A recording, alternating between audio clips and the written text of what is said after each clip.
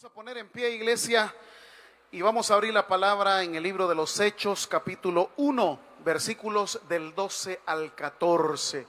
Hechos, capítulo 1, versículos del 12 al 14.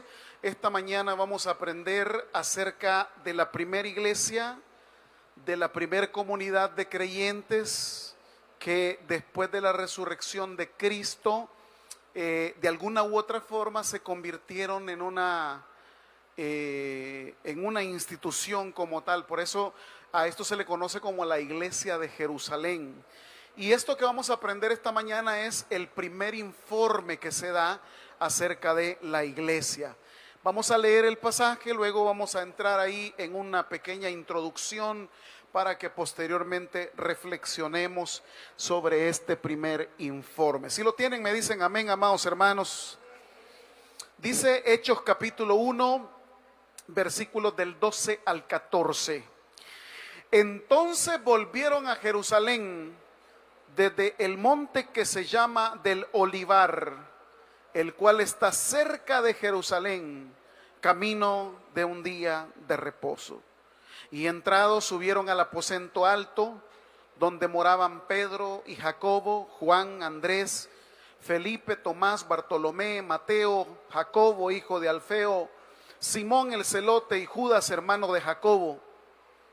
Todos estos perseveraban unánimes en oración y ruego con las mujeres y con María, la madre de Jesús, y con sus hermanos. Padre, te pedimos en esta linda mañana de domingo que nos ayudes a aprender, Señor, de esta primer comunidad cristiana que se llevó a cabo en Jerusalén.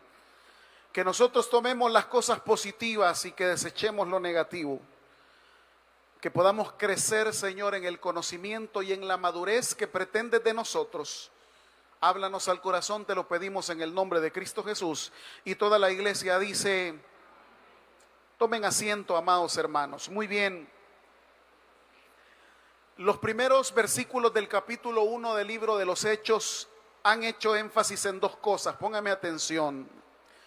La primera cosa que han hecho énfasis es que el Espíritu Santo es la promesa del Padre, que el Espíritu Santo vendrá sobre todos aquellos que estén allí reunidos. Esa es la primera cosa que hace énfasis los primeros versículos del capítulo 1. La segunda cosa que hará énfasis los primeros versículos es la misión que los discípulos tienen que desempeñar. No es una cuestión de solamente verlo al cielo, a Jesús, como asciende, sino que hay una palabrita que compromete a todos los discípulos.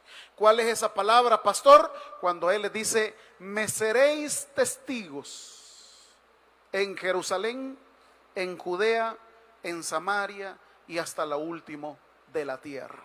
Ese me seréis testigos es un compromiso no para uno, no para dos, sino que es un compromiso para todos. Es lo mismo que hoy Dios nos dice a todos nosotros: me serán testigos. Tienen que dar testimonio, tienen que predicar acerca del Cristo resucitado, que Él es el único que salva, que Él es el único que transforma la vida de todos aquellos que se le acercan a Él. Amén, amados. Entonces hay dos cosas claras: la venida del Espíritu Santo y, en segundo lugar, la misión encomendada a todos sus discípulos. Muy bien. Entramos a una sección del libro de los Hechos que se llama la iglesia de Jerusalén. Porque en el libro de los Hechos usted no va a encontrar solamente la iglesia de Jerusalén. Usted va a encontrar la iglesia de Antioquía. Usted va a encontrar cómo se fundaron las iglesias de Filipo, de Éfeso, por ejemplo, los viajes del apóstol Pablo, misioneros, etcétera, etcétera. Va a encontrar cómo el cristianismo se expandió, cómo se cumplió eso de primero en Jerusalén, luego en Judea, luego en Samaria y de último hasta lo último de la tierra. Hay una referencia a las iglesias entonces de Jerusalén, de Alejandría, de Asia Menor, etcétera, etcétera. Pero lo primero que cuenta el libro de los Hechos es la iglesia de Jerusalén. Eso va desde el capítulo 1, versículo 12, hasta el capítulo 5, versículo 42. ¿Y qué es lo que contiene ese apartado del capítulo 1 hasta el 5? Todo lo concerniente a la iglesia de Jerusalén. La primera sección es cómo comenzó a vivir esa iglesia, cuáles fueron las fases, cómo se fue desarrollando, cómo comenzó desde el pórtico de la casa en alto, cómo, la palabra es desde el cenáculo, cómo se dio inicio a la iglesia. No se dio en el templo de Jerusalén, se dio, dice el versículo 13, si me lo pones por favor, hijo. Y entrados subieron al aposento alto donde moraban Pedro, Jacobo, etcétera, etcétera. Se comenzó la iglesia de Jerusalén en una casa, así como se inicia la mayor parte de iglesias. En una casa, donde 2 o 3 están reunidos en su nombre, dice la Biblia, ahí estoy yo. Y donde está el Espíritu de Dios, allí hay libertad. Entonces, ¿cómo comenzaron a vivir su evangelio? ¿Qué cosas hacían? ¿Cuáles eran sus prácticas? Esa es la primera etapa, la primera fase que se cuenta acerca de la iglesia de Jerusalén. Luego vamos a entrar desde el capítulo 3 hasta el capítulo 5 al 11, los testimonios de Pedro y también de Juan. En esa sección va a encontrar cómo Pedro comienza a dar testimonio de su creencia en el resucitado, como Juan también comienza a testificar, es decir, cómo comienzan a cumplir la misión que ya les había encomendado en los primeros versículos del capítulo 1. Ahí hay conversiones, 2,000, 3,000 personas, gracias al testimonio del apóstol Pedro, gracias al testimonio del apóstol Juan. Mire qué importante es esto. La gente se convierte por los testimonios de nosotros. Hay mucha gente que viene a la iglesia y esto se llama el evangelismo por contacto relacional. ¿Qué es ese, pastor? Fíjese que tiene mayor impacto cuando el testimonio que yo estoy dando en mi casa, yo invito a una persona que venga a la iglesia. La persona viene a la iglesia no por lo que yo le estoy diciendo. La persona viene a la iglesia por el testimonio con mi vida que yo le estoy dando. Y dice la persona: yo quiero que así como ese hombre ha sido transformado, yo quiero que Dios también me transforme a mí. Yo quiero que así como esa hermana ha sido transformada, así quiero también que me transforme. Por eso es el mayor impacto. Es cierto, predicamos en los parques, en las calles, en todos lados, muy bien, pero no hay mayor impacto que el contacto relacional. Yo hice un estudio aquí un día, un hermano trajo 18 personas a la iglesia. 18 personas. Es decir, hay mayor eficacia numérica para venir a la iglesia que cualquier otra cosa. No estoy diciendo que sea bueno o que sea malo, solo estoy explicando el testimonio que damos, el gran impacto que ocasiona en la gente, y por eso Pedro y Juan testifican desde el capítulo 3 hasta el capítulo 5, versículo 11.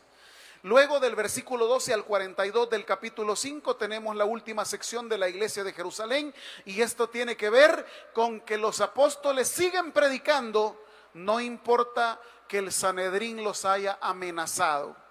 El Sanedrín era un cuerpo colegiado, eran personas muy letradas, los cuales autorizaban o desautorizaban cualquier actividad propia que tenía que ver con el judaísmo.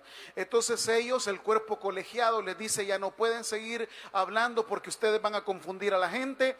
Y a pesar de las amenazas que tienen, que incluso los lleva a la cárcel, Pedro y Juan siguen testificando, porque el compromiso que ellos tienen no es con el Sanedrín, no es con la iglesia de Jerusalén, no es con las autoridades romanas, es con Cristo Jesús.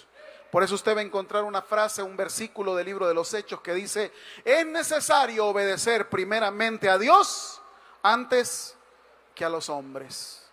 Entonces ahí tenemos de manera general cómo está estructurado lo que tiene que ver con la iglesia de Jerusalén. Muy bien, vamos al capítulo 1, versículo del 12 al 15 y vamos a ir directamente al texto y a su practicidad. Hay una frase que envuelve el versículo 12 y esa frase es, entonces volvieron a Jerusalén. Claro, leerlo de corrido pareciera ser sencillo, pero quiero recordarle que Jerusalén representaba un riesgo. Por eso ya los evangelios hablaban de que cuando llegaron los romanos a capturar a Jesús en el huerto del Getsemaní, todos los discípulos salieron corriendo del Hebreo chipusteados, porque tuvieron miedo. Es más, hay un evangelio que dice que uno era tanta la preocupación que salió desnudo, dejó tirada la sábana, la toalla, porque tenía miedo. Ya el evangelio también dice que cuando le comenzaron a preguntar a Pedro, ¿y tú andabas con Jesús? ¿Qué respondió Pedro? Pero tú hablas con ellos. Y Pedro respondió, pero el otro día te vimos en la casa de Lázaro de Betania. A lo cual Pedro respondió, ¿cuántas veces negó Pedro a Jesús? Por miedo. Porque la gente que estaba vinculada a Jesús corría el riesgo de terminar como Jesús terminó en la cruz del Calvario. Aquellos 5,000, aquellos 7,000 que Jesús había dado de comer, aquellos que había sanado, aquellos leprosos, aquellos paralíticos, todos los que iban siguiéndole, cuando ya vieron la cosa seria, todos se fueron porque les dio miedo. ¿Y cómo no darles miedo? Roma no tenía ningún sentimiento de culpa. Roma simplemente asesinaba. Hay en la historia de los anales romanos, que son los documentos que hablan de aspectos que Roma hizo, se cuenta de la crucifixión de 2,000 judíos en el año 4 después de Cristo, simplemente por ser, digamos, acusados de formar parte de un movimiento que quería derrocar a Roma sin previo juicio, simplemente porque formaban parte de dicho movimiento. Entonces Roma los mandó a crucificar 2,000 judíos en el año 4. ¿Qué quiere decir? Que si habían crucificado a Jesús, que era el líder, lo más seguro es que también crucificasen a todos los discípulos. Bien, no quiero seguir ahondando en aspectos históricos, quiero irme directamente al texto. Aquí habla de que ellos vuelven a pesar de que la cosa no esté fácil ahí en Jerusalén. Ellos vuelven a pesar de que haya riesgo.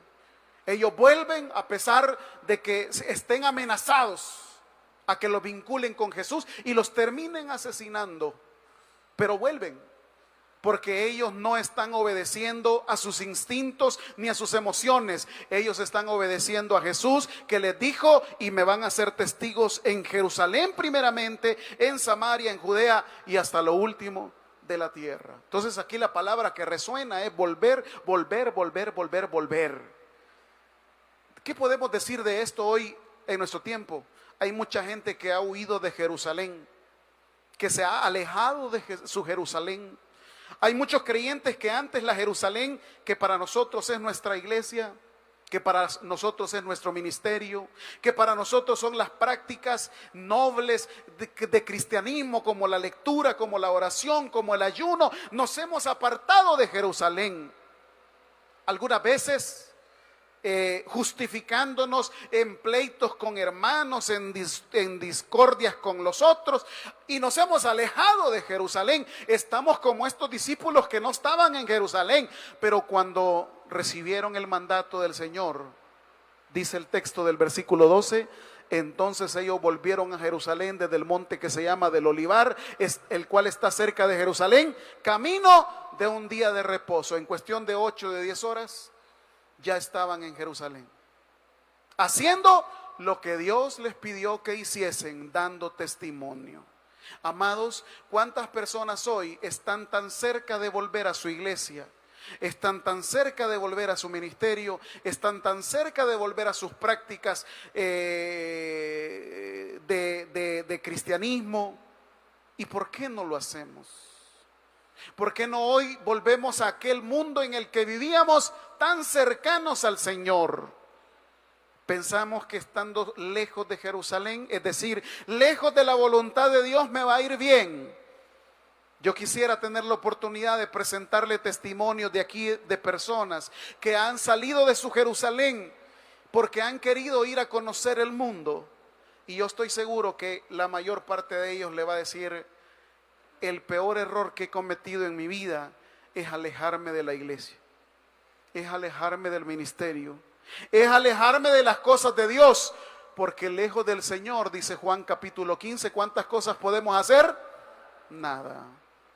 Y lejos de Dios, vamos rumbo a la destrucción. La garantía de estar bien, de tener vida, de ser bendecidos, es estar cerca del Señor.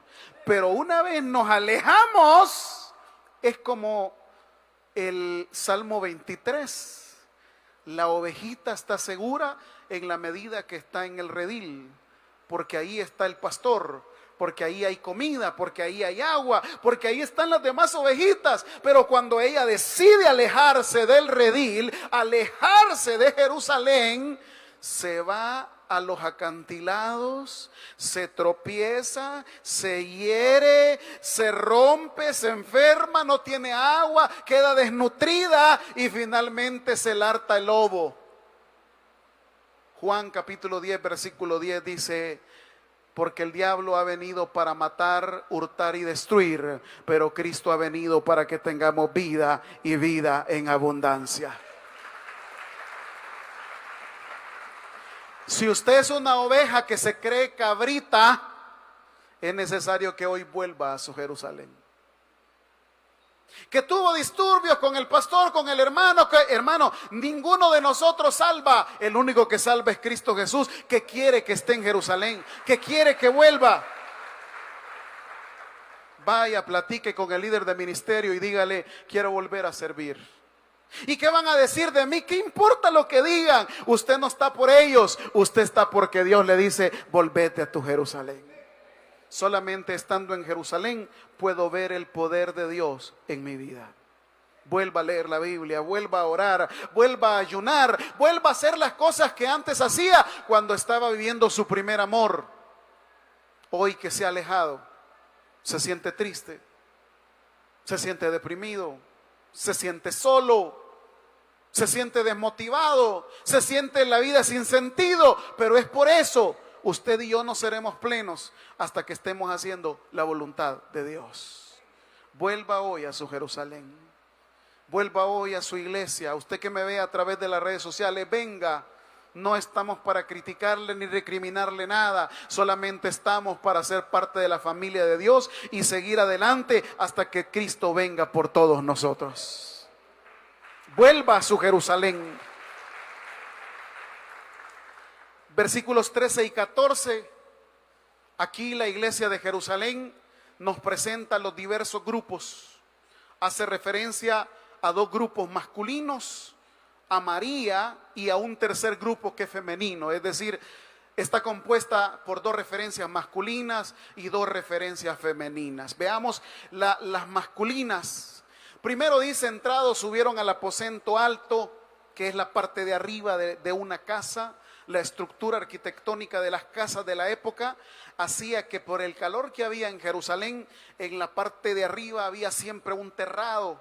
Lo ponían con lo que conocemos como bajareque, zacate, y encima había tierra y a veces habían jardines, por supuesto bien estructurados para que pudiese soportar peso, y que en ese lugar mucha gente se sentaba a orar, a meditar, a leer algunos rollos de la escritura, como en el caso de Eliseo o Elías allá en el Antiguo Testamento, que dice que una mujer le hizo un lugar para que cuando él pasase pudiese estar allí meditando y reflexionando. Es precisamente una referencia al aposento alto, que muchas veces estaban al aire libre u otras veces también tenían, en el caso de Eliseo, del Antiguo Testamento está cerrado, o en el caso de Daniel, que él se llegaba a orar con dirección a Jerusalén, el caso de él estaba abierto.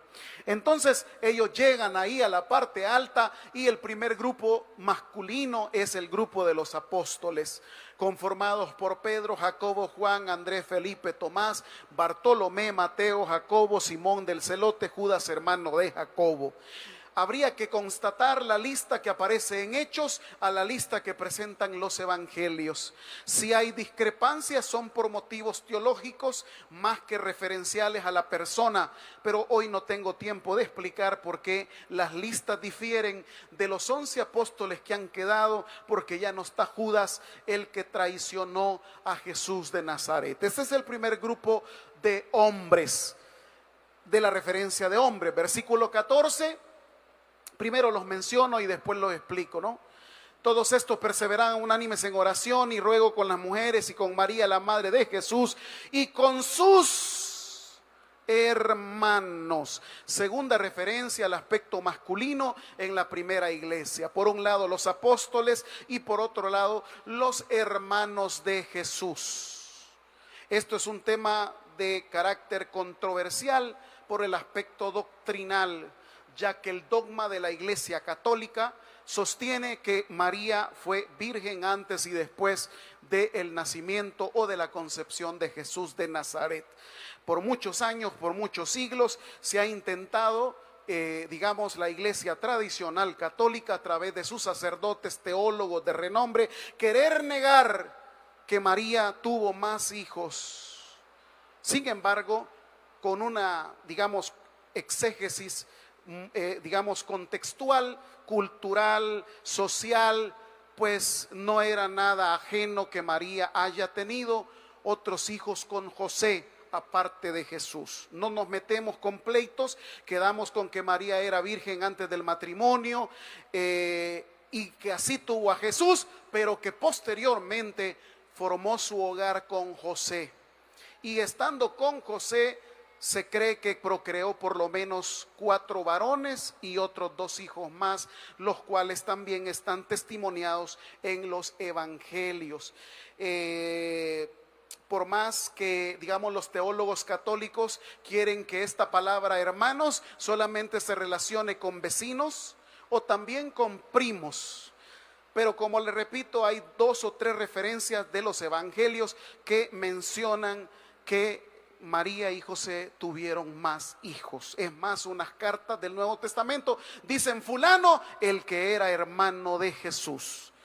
Pero bueno, eso dejémoslo para las aulas o para los simposios teológicos. Solamente quiero destacar que ahí está la madre de Jesús y sus hermanos como el aspecto familiar de esa primera comunidad de personas en Jerusalén. Entonces ya tenemos los 2 grupos de referencia masculina, los apóstoles y los hermanos varones de Cristo Jesús. Hay otra tercera referencia, esta tiene que ver femenina y es María, María la madre de Jesús. Esto tiene un carácter o una explicación en el sentido de que María estuvo en los inicios del ministerio de Jesucristo. Juan capítulo 2, las bodas de Caná de Galilea, cuando María les dijo, hagan lo que Él les diga. Entonces María, si estuvo en los inicios del ministerio de Jesús, no podía faltar en los inicios de la primera comunidad cristiana. Por eso María, y eso vamos a estudiar en la tarde, ese cántico maravilloso llamado el Magnificat de Lucas capítulo 1, versículos 46 al 55, como ella se siente privilegiada por haber sido escogida por Dios. Esa es la primera referencia, María. Y la segunda referencia, esto es también no menos importante, estaban perseverando en la oración y ruego con las mujeres. Esto desde el punto de vista cultural y religioso de la época era una cosa subversiva. ¿Cómo es que las mujeres están allí? Claro, se destaca que no, es que las mujeres que ahí estaban son las esposas de los apóstoles y algunas esposas de los discípulos de Jesús. Pero aquellos que saben interpretar el aspecto griego, las mujeres que ahí aparecen están vinculadas. Si en el versículo anterior habla de los apóstoles, este versículo hablaría de las apóstolas, es decir, con equidad. Dicho de otra forma, los inicios del cristianismo nunca hicieron discriminación de las mujeres, siempre estuvieron en un mismo plano. Eso se dio 4 siglos después, en donde hubieron ciertas controversias y tuvieron que ya comenzar a sacar de la vida, eclesial a las mujeres, con las cartas pastorales, por ejemplo, en donde, bueno, imagínense que en las cartas pastorales, que son Timoteo y Tito, aparecen las mujeres como encargadas de los ministerios. Es más, es grosero un versículo porque dice, la mujer solo se va a salvar teniendo bichos. ¿Se imagina usted? O sea, era una cosa tan discriminatoria, pero que no fue en los inicios del cristianismo. Bueno, ¿y qué quiere decir con todo eso, pastor? Los 2 grupos de hombres y los 2 grupos de mujeres. Esto que nos enseña la Biblia es que la iglesia está compuesta por diversos grupos. Nadie aquí tiene que ser igual al otro. Mire a su vecino, no piense que va a ser igual que usted. Bendito Dios, que en el mundo solamente hay una persona igual a nosotros, que somos nosotros. Dios guarde si hubieran 2 o 3 iguales. Y digo esto porque la gente se complica tanto. Es que yo quisiera que lo hicieran como yo. Hermanos, somos diferentes. Pensamos diferente. Tenemos diferente manera de ver la vida. Claro, lo único que nos ha unido a todos nosotros en la familia es a Cristo Jesús, el cual es nuestro Padre. Pero en ese sentido, gloria al Señor, pero en ese sentido, yo quiero en este apartado que usted entienda que Dios quiere que aprendamos a llevarnos bien, que no discriminemos a nadie. Por eso en la iglesia tratamos de incluir a los niños, a los jóvenes, a los ancianos, a los adultos, a todo mundo, porque somos diferentes. O sea, yo le entiendo cuando usted me dice, ay, pastor, es que yo quisiera himnos aquel como la llaga podrida, aquel himno que dice, qué sé yo, himnos muy representativos del evangelio de los años 80, 90. Pero entienda que viene una nueva generación. Los jóvenes, cuando oyen esos himnos que dice, y eso canta el abuelo, ¿qué va a saber un cipote de aquel himno que decía la gran tribulación de Estanislao Marino? Como tampoco el anciano va a comprender los nuevos himnos de que cantan los cipotes de redimidos. Quita y pon, no, es como es que canta eso volado. ¿Cómo lo van a entender? Claro, la iglesia debe ser un conjunto donde todos aprendamos a llevarnos, en donde nos respetemos, en donde sepamos que no vamos a pensar siempre igual. Es que mire, los jóvenes deberían, usted lo está viendo desde su perspectiva adulta. Entienda que también viene una nueva generación. Entienda que hay mujeres, entienda que hay adultos, entienda que hay ancianos, entienda que hay hermanos que son alegres, entienda que son hermanos que hay amargados, entienda que hay hermanos que son depresivos, entienda que hay hermanos que son acelerados. Pero a todos nosotros nos ha salvado Cristo Jesús y tenemos la sangre de Él. Dele un fuerte aplauso a Él. ¿Cuál es el punto aquí, pastor? Que una comunidad cristiana está compuesta por diversos grupos. Sin embargo, si Dios nos aguanta a todos nosotros, ¿por qué nosotros no nos hemos aprendido a aguantarnos nosotros mismos? Por eso aprenda a conocer a la gente. No se complique. Como decía el pastor fundador, si usted dice que es gorila, dele un guineo. No se complique. No se amargue.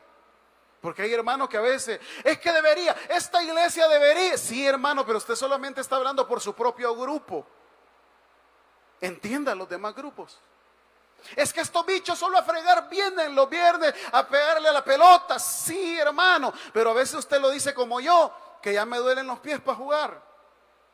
pero ellos tienen toda la energía para pasar ahí toda la madrugada. ¿Sí me entiende? Ese es el punto. Tercer punto. ¿A qué llamó Jesús a los discípulos? Porque ahí están. Están los apóstoles, está María, están los hermanos de Jesús, están las otras mujeres. Para esto voy a auxiliarme de Marcos, capítulo 3, versículo del 13 al 19. Este es el propósito de para qué Jesús nos llama. Jesús no nos llama a una iglesia simplemente para que recibamos milagros de Él. Que nos da milagros, gloria al Señor, Él nos los da. Que Él es bueno con nosotros y nos bendice, sí, Dios es bueno. Y aunque nosotros seamos infieles, Él permanece fiel.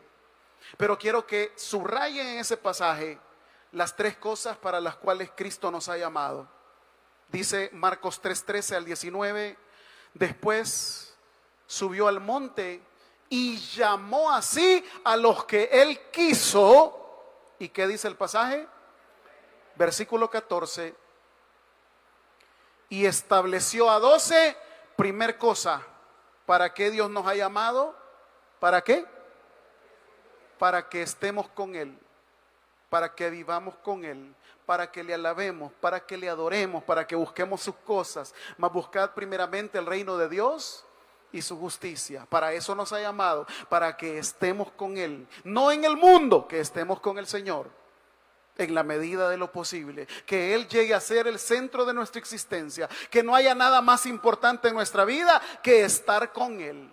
Que tengo que ir a un partido de fútbol, partido de básquet, si quiere llego en la tarde, pero ahorita yo tengo que ir a mi culto porque tengo una cita con el Rey de Reyes y Señor de Señores. Tengo que estar con Él, tengo que alabarle a Él, tengo que adorarle a Él. Él es lo más importante en mi vida. Primer cosa para la cual nos llamó, para que estemos con Él y disfrutemos de su presencia. Segunda cosa, ¿y para qué le llamó? No les oigo, hermanos. ¿Están aquí todavía? No les oigo. Para estar con Él es la primera cosa, y la segunda cosa para la que nos llamó fue, ahí va otra vez con lo mismo. No, hermano, no soy yo. Ya les dijo a los apóstoles ahí en Hechos, y me seréis testigos. Tienen que predicar, dar testimonio, como sea, donde sea. Pablo dice, para predicar el evangelio a tiempo y fuera de tiempo. ¿Dónde da testimonio usted de Cristo? En su casa, en su vecindario, en el trabajo. ¿Cuándo fue la última vez que usted testificó de Cristo? Porque a esto nos ha mandado. No nos ha mandado a promocionar la iglesia, no nos ha mandado a promocionar la organización. Cristo nos ha enviado a proclamar su palabra y a decirle al mundo que solamente hay salvación por medio de Jesucristo de Nazaret. Eso es el propósito. Dele un fuerte aplauso al Señor.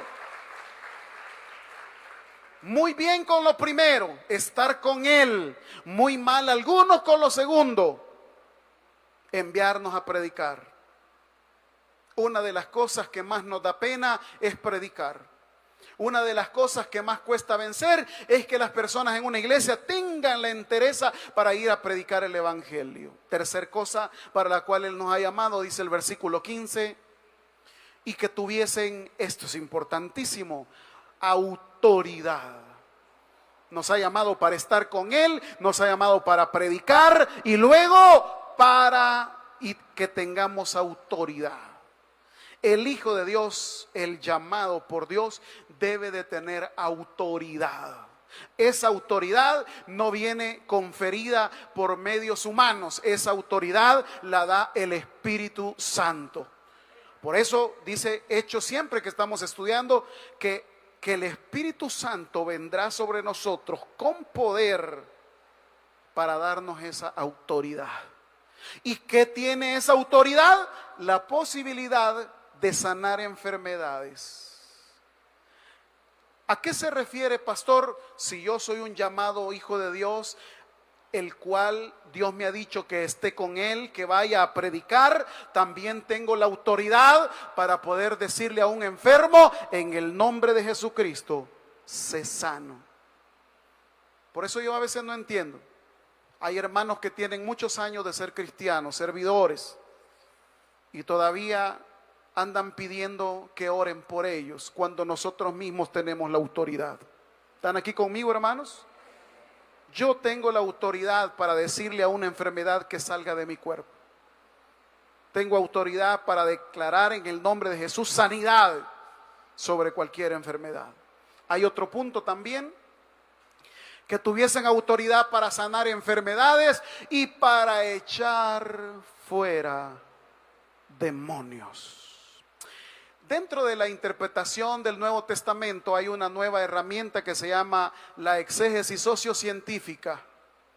Esta nos ayuda a comprender que en la época del Nuevo Testamento, específicamente de los evangelios, los demonios también tenían que ver con aspectos mentales. Eran estados de conciencia alterados, eran estados depresivos, eran estados ansiosos, o esa famosa película que hay para niños ahora, ¿cómo se llama? Que habla de las emociones. ¿Cómo se llama? Intensamente. Entonces, cuando la Biblia dice que yo tengo autoridad, dice que yo tengo la capacidad, no que una emoción me domine, porque ya lo dice la Escritura, Dios no nos ha dado un espíritu de cobardía, sino de poder, de amor y de dominio propio. Yo puedo tener un momento malo, pero no me voy a dejar envolver por el momento malo, porque es más poderoso el que está en nosotros que el que está en el mundo. Denle un fuerte aplauso. 16, dice el 16, a Simón, a quien puso por sobrenombre Pedro, y ahí comienza a mencionar todos los demás nombres. Vamos entonces a hablar de tres cosas que hemos visto esta mañana. Volvieron a Jerusalén los diferentes grupos que compusieron la primera comunidad, y ahora hemos aprendido acerca de con qué propósito nos llama el Señor, estar con Él, enviarnos a predicar y también darnos autoridad sobre las enfermedades y sobre los demonios. Con el 1:14 termino, y aquí tiene que ver con la primera fase con la cual vivió la iglesia de Jerusalén. Mire cómo fue esta primera fase. Todos estos, ¿qué dice? Perseveraban. Primer palabra clave, perseverar. Esa es una de las cosas que le hemos puesto al 15 aniversario. Creímos, predicamos, permanecemos. ¿Qué significa? Perseveramos. Una iglesia tiene que tener miembros, no que hoy estén y que mañana no estén. Debe de estar compuesta por miembros que perseveren, que permanezcan. Miembros que estén, pase lo que pase, venga lo que venga, porque yo estoy donde Dios me ha llamado a estar. Son pocos, pero sí los hay. Hay hermanos que todavía conservan la historia de haber estado en esta iglesia desde que llegamos allá al barrio San Sebastián en el año 2007. Ya eso casi se cumplen 20 años. Entonces, ¿y los demás? ¿Por qué no perseveraron? ¿Por qué no permanecieron? ¿Por qué se fueron? ¿Dónde están? ¿Se fueron de su Jerusalén? ¿Se apartaron de su Jerusalén? La primera iglesia, una de las cosas que hacía con los creyentes era, en primer lugar, hacerles conciencia del compromiso. Y eso es lo que debemos hacer en la iglesia hoy, hermanos. Hacer conciencia del compromiso, de perseverar. No es que hoy sí, que hoy no. ¿Y qué pasó, hermano? Ay, es que me he ausentado. Viera que ha estado bien duro este mes.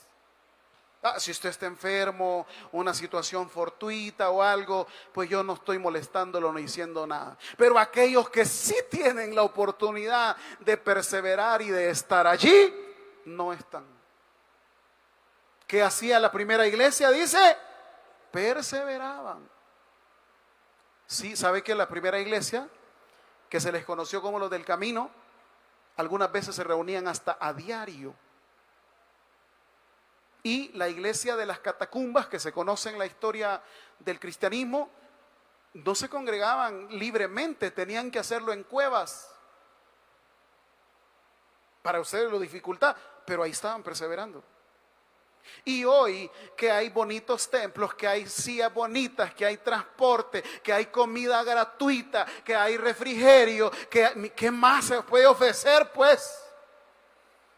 Todavía vivimos a 2 minutos de la iglesia y ni aún así perseveramos, hermano. ¿Está aquí conmigo? No vaya a ser una excursión a la costa que a las 2 de la mañana ya está listo con sus cachivaches. ¿Me explico? La primera iglesia, porque me lo quitaron ustedes. Ya no perseveraron estos de comunicaciones aquí. Va, perseveraban. Viene la segunda parte. ¿Cómo permanecían esos hermanos unánimes? ¿Cómo permanecían? Unánimes. Aprendían a hacer las cosas juntos. Eso es tan importante en una iglesia, mantener la unidad. Viera qué cuesta, hermano. Difícil. Pablo tiene que explicarlo en una carta: un solo Dios, un solo bautismo, un solo Señor. En Corintios dice: yo soy de Pablo, de Pedro, de Apolo. No digan eso, dice Pablo. Digan: yo soy de Cristo, porque Él es el único que ha muerto por nosotros. Pero con la misma idea, mantener la unidad. Todo aquello que represente división, todo aquello que represente una grieta, algo que puede averiar algo bonito, un ministerio, algo, hay que desecharlo, porque hay que mantenernos unidos. Hay un corito que salió en los años 90 que decía: unidos, unidos en su nombre, unidos. ¿Se acuerdan? Hoy deberíamos de cantar: desunidos, desunidos, en su nombre desunidos. Porque en las iglesias hoy cada quien hace lo que quiere, como quiere y donde quiere. Tan difícil es eso, mantener la unidad. Yo entiendo a mis líderes que están a cargo de los ministerios. Ellos a veces les duele la cabeza, se les sube la presión y me dicen: es que viera qué difícil es, pastor, cada uno de los hermanos. Yo le entiendo. Pero esta iglesia permanecía unida. Pero aquí viene la tercera clave con la cual termino. ¿Qué pasaban haciendo? Dice la tercera cosa de la tercera línea: en oración. ¿Y qué más? Eso es lo que debemos de hacer: orar y rogarle a Dios. Esto hacían los cristianos. ¿Qué hacen hoy los cristianos en una iglesia? Vaya usted a saberlo, como dice aquel locutor deportivo. Pero a veces lo que menos hacemos es esto. Si ya organizamos que el aniversario, que la comida de los servidores, que el pastor jefe nuestro ya confirmó para el 8, pero ¿y quién ha pensado en hacer una mañana de oración ese domingo? ¿Quién ha pensado? ¿Quién ha pensado en un ayuno? ¿Quién ha pensado en hacer un viernes antes un clamor por nuestra iglesia y agradecimiento a Dios por estos 15 años? Dígame. Oración y ruego. Esto permitió que la iglesia de Jerusalén en sus inicios tuviese esa adherencia, tuviese ese nacimiento. Lo que vamos a estudiar los domingos que siguen, aparece la venida del Espíritu. ¿Dónde llegó el Espíritu? Ahí donde estaban ellos, unánimes en oración y ruego. ¿Sabe? Si la iglesia fuera una iglesia de oración, no, hombre, ¿para qué estaríamos con problemas? Hermanos, si tenemos esta dificultad para pagar este recibo, para este proyecto, si fuéramos de oración, ya tuviéramos hasta para pagar el recibo de luz de diciembre. Si fuéramos de ayuno, si fuéramos de intercesión. ¿Alguien dice amén? Pero como no lo somos, iglesia, es necesario volver a estos primeros principios, a permanecer, que es perseverar, a vivir unánimes y a orar y rogar al Señor para que su Espíritu se siga moviendo en medio de nosotros. El que tiene oídos para oír, que oiga. Vamos a orar. Padre, Te queremos agradecer, Señor, por tu palabra, por aprender de la primera comunidad de creyentes que fue la comunidad de Jerusalén, en donde, entre otras cosas, hemos aprendido que tuvieron que regresarse. Hemos aprendido que estaban compuestos por diferentes grupos. Hemos aprendido, Señor, cuál es el llamado o a qué nos has llamado, que es para que estemos contigo, que es para predicar y también para que tengamos autoridad sobre enfermedades y sobre todos los aspectos que nos esclavizan. Finalmente, la cuarta cosa que aprendimos esta mañana fueron las primeras características de la comunidad de creyentes. Permanecían unánimes, oraban, rogaban al Señor. Y es ahí donde tú te derramaste. Señor, en la víspera del aniversario número 15 de esta iglesia, como pastor encargado, yo quiero pedirte que tu Espíritu se derrame sobre nosotros y que volvamos a nuestra Jerusalén, que es la voluntad tuya. Que vivamos, Señor, esta experiencia de unanimidad y que sobre todo renovemos aspectos de oración, de ruego, de clamor, que son los únicos que puede hacer que el Espíritu se manifieste. Gracias en esta mañana, Señor. Seguimos en oración. Ha finalizado el mensaje. Es hora que recibas a Jesús como tu único y suficiente Salvador personal. Hazlo de la siguiente manera. Señor Jesús, yo te recibo hoy como mi único y suficiente Salvador personal. Creo que eres Dios, que moriste en la cruz por mis pecados y que resucitaste al tercer día. Me arrepiento, soy pecador, perdóname, Señor. Gracias doy al Padre por enviar al Hijo a morir en mi lugar. Gracias, Jesús, por salvar mi alma hoy. En Cristo Jesús, mi Salvador. Amén. Si has hecho la oración con todo tu corazón, te damos la bienvenida a la familia de la fe. La Biblia dice en Juan capítulo 1, versículo 12, mas a todos los que le recibieron, a los que creen en su nombre, les dio la potestad de ser hijos de Dios. Te damos la bienvenida a nuestra iglesia. Somos más que una familia. Tabernáculo Bíblico Bautista, Ciudad Delgado. Dios te bendiga.